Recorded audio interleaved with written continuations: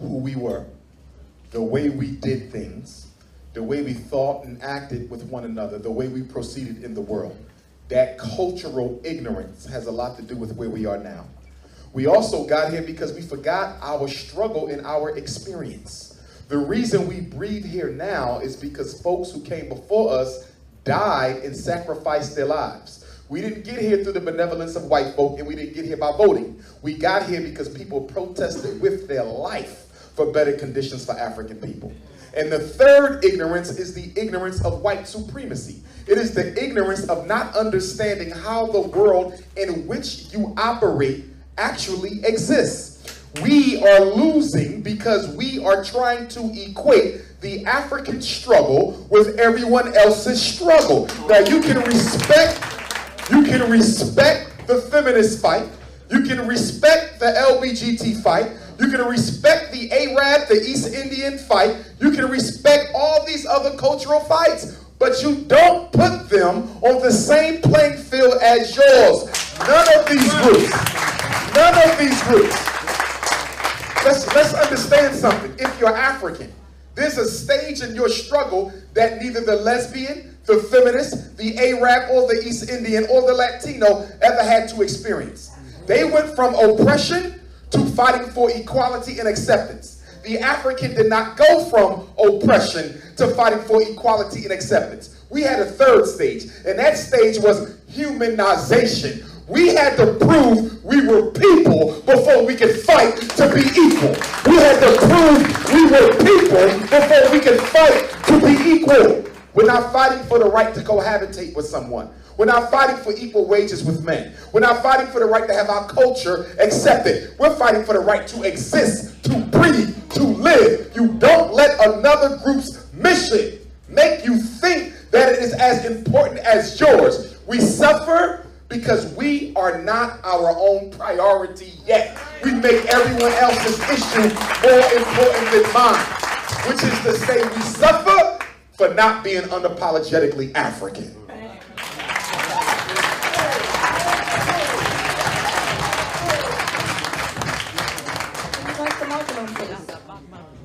Can we give him another clap, please?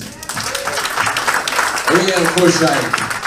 We are suffering because of the institutions around us. Yes, you can name them out. We are suffering because of institutions. We're not suffering because of accident, because of the youth there. And by the way, I love the exuberance of the youth and them talking up for themselves and saying they're on the mission and they wish to make things better. And they used to come together. I love that with the youth them, yeah? We're not here we want to see the youth them rise. My daughter is 11 years old. She's never been to a Babylon classroom. You understand? Her name is Reggae. It's not one of those names where her name is Reggae. It's in her passport. Her name is Reggae. The reason why I named her Reggae is so that she can pass on the legacy. Reggae is love. We fight against corruption. Yes? And it has an infectious baseline with the whole world love. But the world love our music, but they don't love us. They love our food, but they don't love us. So that's why we say reset the what? Reset the what? Bless it. Hi, I'm Remember, and I just wanted to ask Dr. Umar to clarify what he meant by that our struggle is more important than the feminist struggle, because I, as a woman, don't suffer oppression differently. I am simultaneously black and a woman. Can we not incorporate feminism into the black struggle? Let's talk about that. First of all, we need to know the roots of the feminist movement as a movement for white women who were struggling. Let me finish. We cannot be emotional. Let's be intellectual.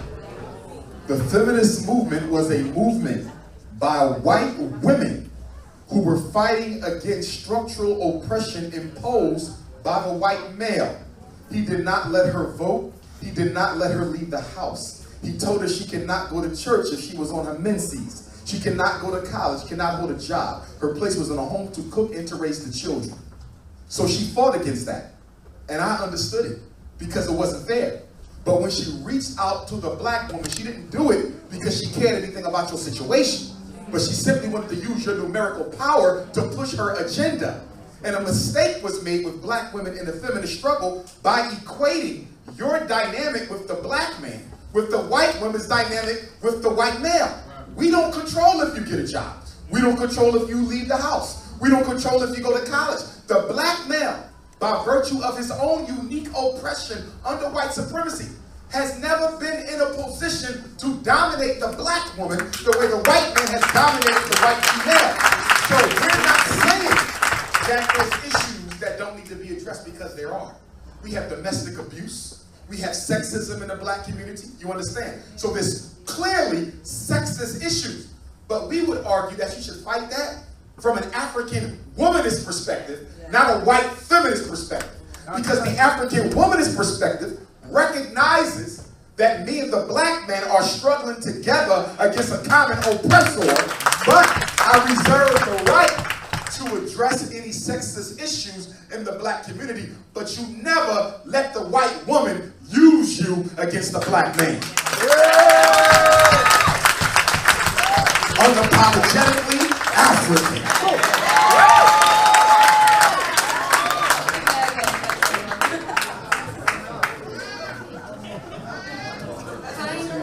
Everyone quieten down so she can speak, okay? Thank you. Hi, I'm Habiba. To stand in solidarity with Sister here and to comment on what Dr. Umar has said. First of all, I think it's very patronizing to tell her not to be emotional, to be intellectual. She's been very intellectual.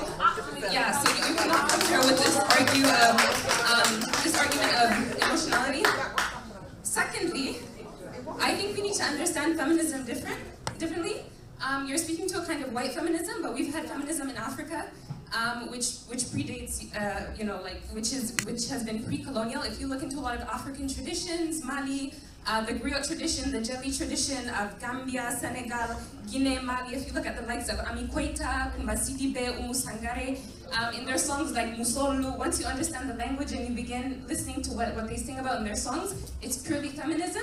They speak to women's issues. And the feminist issue is not mutually exclusive to the African struggle. You have issues such as circumcision, you have issues like fistula in Africa, and it's because of really like sexism and patriarchy why we have some of these issues. And sometimes like the African men can be oppressors, so it's like one and the same. So do not exclude the feminist issue, and it's not a kind of white feminism. This is black womanism, this is black feminism.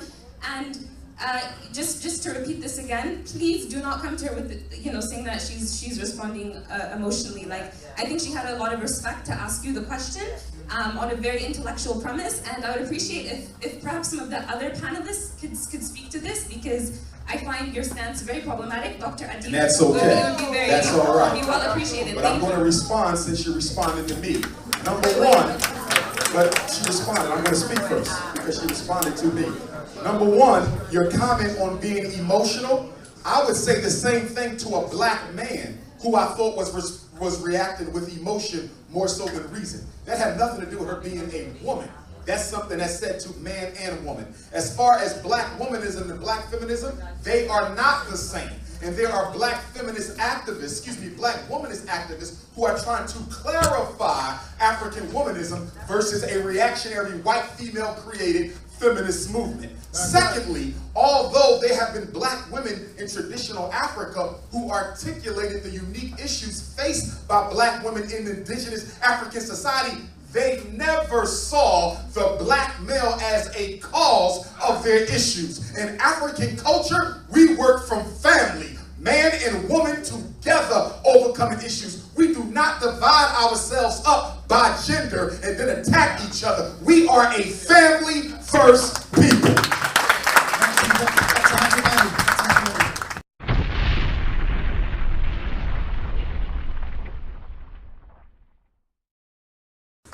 I would just say that I enjoyed the conversation, and I would also say that we have to have those kind of conversations as long as they're done with love. There's a tendency to shut out or block out any conversation that is considered sensitive or controversial.